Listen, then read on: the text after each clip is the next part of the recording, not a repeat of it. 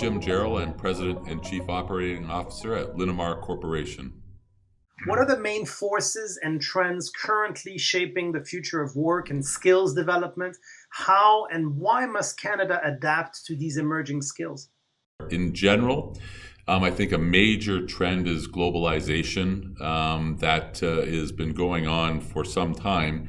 And a lot of people are like a little bit concerned with COVID that may, go away. But absolutely, I think long-term globalization is a really key trend that we're all going to deal with. Certainly, sort of going with that, I would say connectivity or communication links around the world. I think that's another really important aspect to really get a handle on.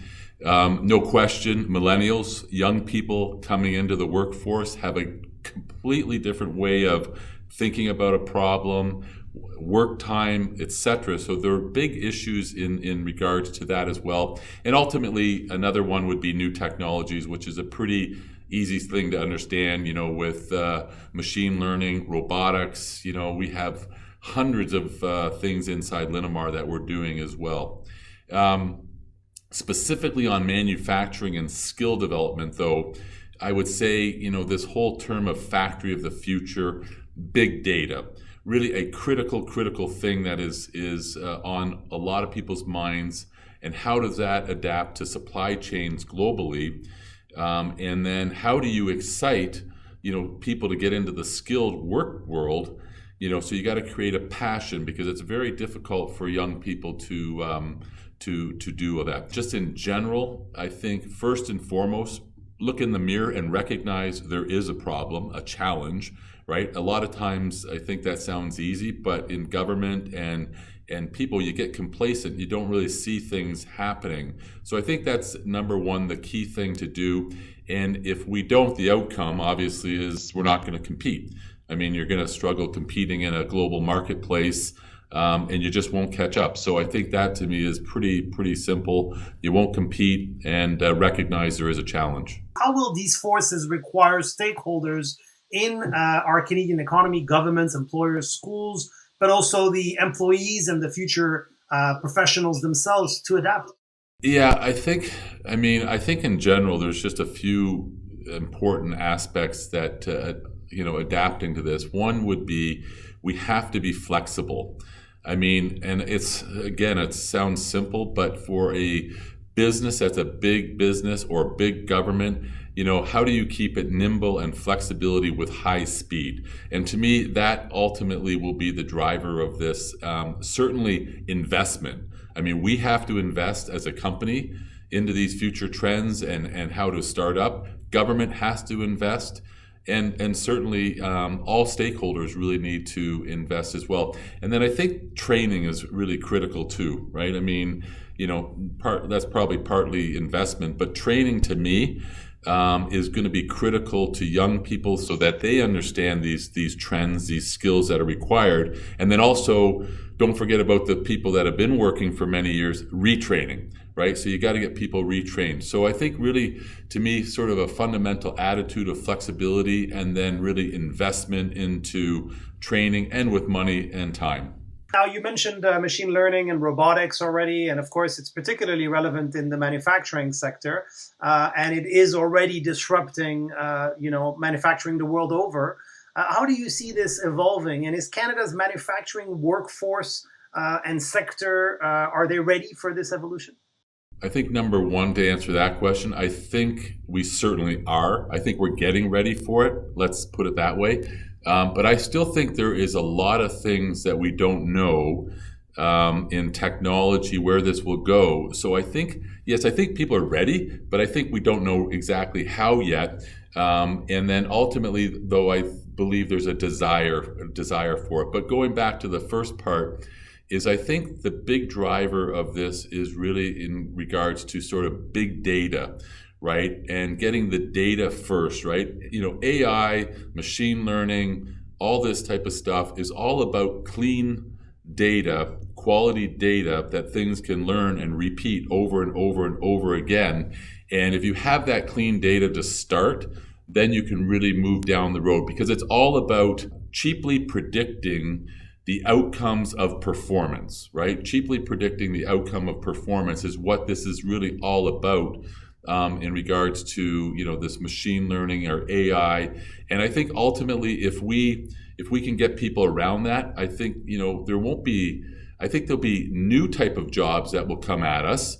But I think there'll be more room for expansion and growth and prosperity with our workforce. But I think it all comes back to this AI, machine learning, getting data, tons and tons of data, so that the machines can learn and apply this cheap prediction model that is critical. Is it fair to say, though? I mean, Linamar obviously is a very established, very advanced, and a large manufacturing company, one of the largest in the country. When we look at manufacturing as an entire sector, not every company is going to have the same level of ability. I guess it's a perennial problem in any industry to leverage data, to adopt new technologies, to even work on their culture in the same way a company like Linamar can. Is that a fair statement? 100% fair statement. And I think there's a method around that too. Like to me, you create a big brother, big sister program almost to align up. Like Linamar, we could have 2 or 3 smaller manufacturing companies that we could work with to ensure that those companies are also being able to work those global trends, because that will impact all of us, right? Speaking of the ecosystem, we mentioned a few of the key stakeholders earlier. How must they collaborate to, one, identify the skills that are necessary for work and for competitiveness in the future economy, but also, and most importantly, how to improve how we develop graduates and workers? Yeah, this is a great area, and I think it needs a lot of discussion. And when you talk about stakeholders, I'm really thinking about, you've got business, you've got government, and you've got sort of schools, academic side, right? And I think, again, what we at Linamar, there's a few things that we do, I think, that are pretty interesting. Co-ops, right? Placements. I mean, we do hundreds of these things a year, and it's so fascinating to have these young people come in. It really helps us with our thinking, right? And we get things going forward. Certainly, research projects that we do, we have done that in conjunction with universities or colleges. We create research projects, so that's pretty interesting to do those type of things. We actually have developed co-curriculums, right? So you get curriculum sort of thinking as well. Advisory roles, where I sit on an advisory role at a business school here in Guelph at the Guelph University, and vice versa, get advisory roles coming into businesses as well. And certainly, I think when you can create things like that, workshops or case studies in alignment with the academic side, government just comes in together and can be a conduit to make sure that information is being shared. So that's a few things that we do at Linamar. I mean, I think there's probably hundreds of things that you could come up with as innovative solutions, but ultimately, be again flexible in the approach, right? Because it's not one-stop shopping for everything on this. What if I was your employee right now and I'm the guy who's doing this physical work? Perhaps I've been doing it for years. Perhaps I don't have any degree or any education. Perhaps I don't even speak English perfectly.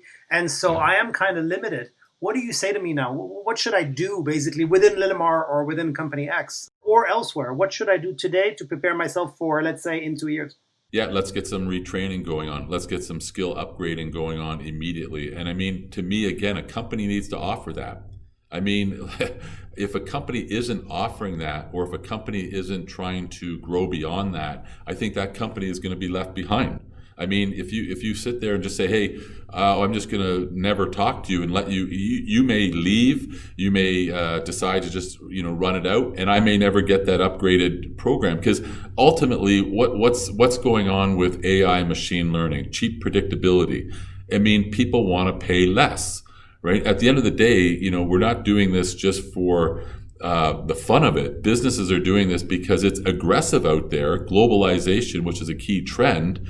I mean, we're competing against people in India. Okay, so we're competing against people in India. How much are they paid per hour? $1.10, $1.50, whatever.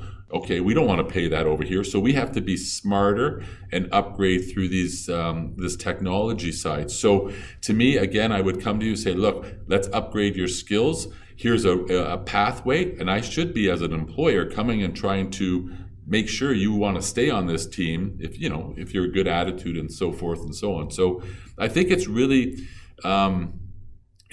important that both sides do it. The employer and the employee, have to, connect the dots. I would also say, hey, it is up to you.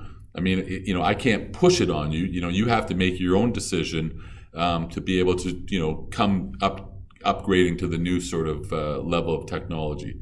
But I have to offer the training program. I got to pay for that training program, because I'm going to need that new skill worker. I mean, the incentive is you're going to make some more money on that. You're going to have a better skill level that you can bring forward. And then it just, moves the whole system up. If you had 30 seconds to sit in front of the Prime Minister or your industry peers or academic leaders or, professionals and even the youth, and your goal was to improve the competitiveness of Canada's workforce, who would you pitch and what would you urge him, her, or them to do? I would pitch them all through a virtual info commercial because that's what we're doing, today most of the times. I mean, I'm a real strong believer about making things in our country, manufacture things in our country, because that will create prosperity, security, growth for our whole society and community. So that would be number one. And then secondly, incent people and businesses to do so. And how do you do that? I mean, obviously through taxes, okay? Make sure your taxes and regulations are benchmark, like they are globally benchmark, and that you are offering the best place to do business, because I think that's critical. Often, I've seen in, and I'm not sure I should say this, but often around the world I see jurisdictions roll out the red carpet, and sometimes here we put up red tape, right? And I mean, it's just, you got to benchmark around the world like we would benchmark manufacturers around the world to really know what you're up against. Until you know that, how can you actually create a competitive environment? So I would suggest that's very, very important. Innovation, reward it. I mean, really, really reward innovation to have that, flourish in our economy, because again, the future, creating that, we have no idea what's coming at us, but I mean, we've got to let things sort of work and have a lot of failures to get some successes. So reward that. And then last sort of thing is create a top talent type of culture, Canadian economy, and make sure those top talents are talking all the time and communicating so that we can share and move our economy together.